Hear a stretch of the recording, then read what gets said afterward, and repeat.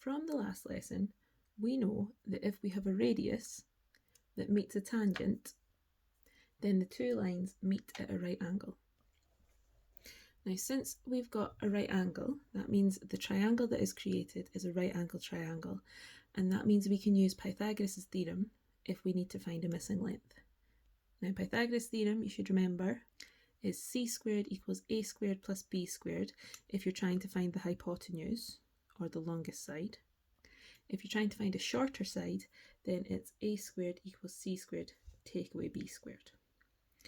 We're going to do an example using this diagram here. The example says, AB is a tangent to the circle centre O.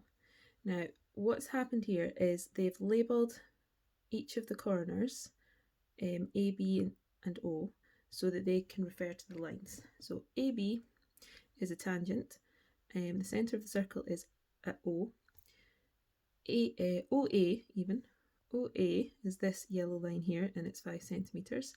AB, this one here, is 12 centimetres, and we've been asked to find the length of OB. So OB is this one, also called X. Now, we are going to use Pythagoras to work out X. We need to decide if it's going to be the normal Pythagoras or Pythagoras for a shorter side.